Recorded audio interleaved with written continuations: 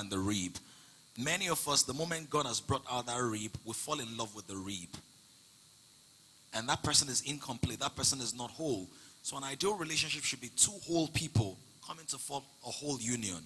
It's not supposed to be one broken person, the other broken person, then broken relationship with broken English. Right?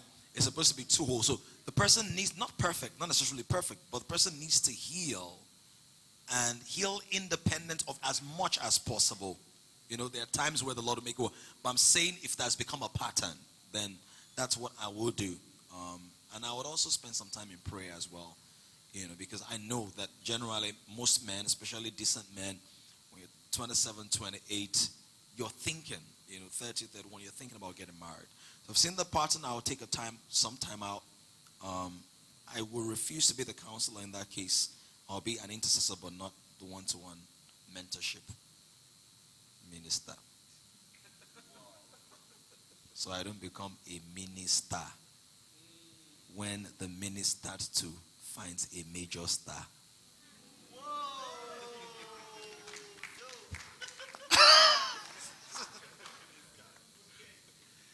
And you know the worst thing? Because if that happens, you might go and be drinking star.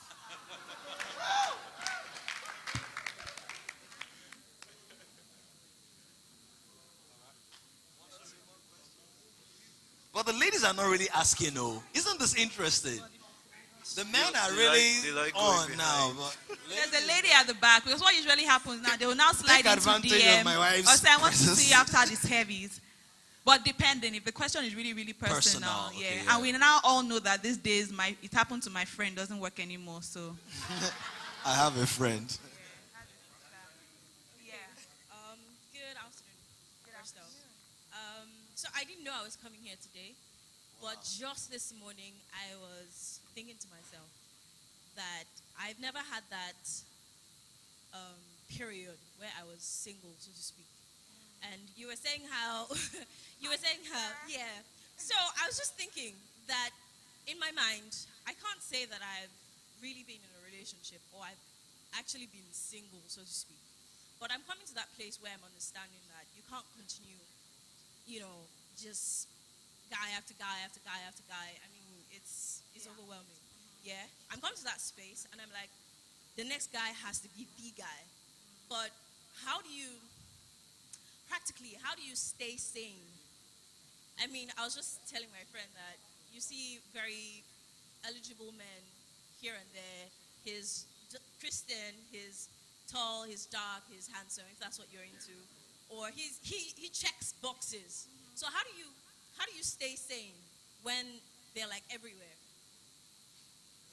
Does that mean You mean there's so many guys around you that seem to be good enough or Yes, and they come, they come to you. Say, and they say, okay, so, how do you like keep everything together in your head?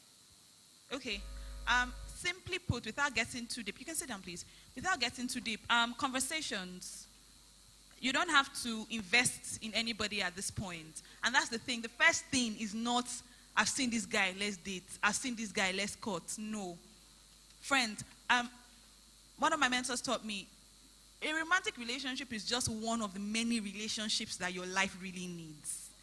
So don't just die on this mountain. So have conversations, talk to them, interrogate them, quote and unquote, ask questions. So you know what you want.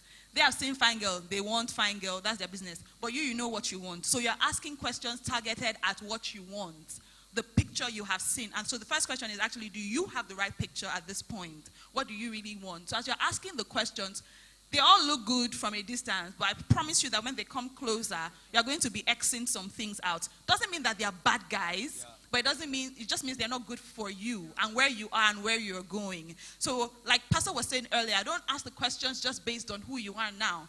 Ask the question based on the person you're going to become. So for example, my mother wanted me to get married to, and I tell this story all the time, I need to look for another story now. There was this guy who was really rich, he was many years older than me, and he was just very rich. And one day he came to my house without my knowledge and had a meeting with my parent, my mom, my aunties, And he would tell me things like, the kind of money I want is the kind of money that if you tell me you want to go to Brazil, I can just send you for 3 days without breaking a sweat. I'm like, really? See money, oh. And my mom was like, he's a Christian, he's okay, he has money. So he was an okay guy. He was a seemingly good guy. But there was no ministry in him. So I didn't want somebody that would just go to church on Sundays, even be an usher in church. Yes, but I wanted somebody that had that passion, that wanted to go out and preach, and wanted to win souls. If possible, let's do church. I wanted that. It was part of what I had seen for my future. So if you come to me and say you are born again, you are a minister, you are a partner in so and so church, God bless you, but it still doesn't take my own box. So you need to ask those questions over time. Like I always say, seasons. Now, because you are friends, even when you are courting, it's important to see a man in different seasons of his life.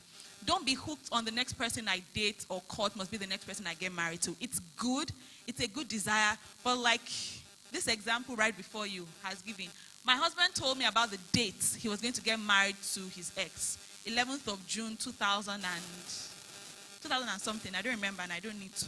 But he told me, but here I am today, not his ex. So don't get fixed on that, but I think you should just ask many questions. Calm down. Don't put yourself under any pressure to be in a relationship so that you don't make any unnecessary mistakes. You're not my X, you're not my Y, you're my A to my Z. Yes, I think I think that's what you should do. Don't be in a hurry and ask questions. Can I just also add to that, beautifully answered? Let me just add to that for perspective. Philippians 1:9. And this I pray that your love may abound more and more in knowledge and discernment. Another one says in knowledge and depth of insight. Depth of insight. I think that one of the things I would advise, if I was in a place to advise, is take some time out of relationships. There's a you that you will never find in any relationship. Because who we are, oftentimes in the context of a relationship, has been influenced by the prevailing conditions of that relationship. Are we getting this now? There's an Usain Bolt.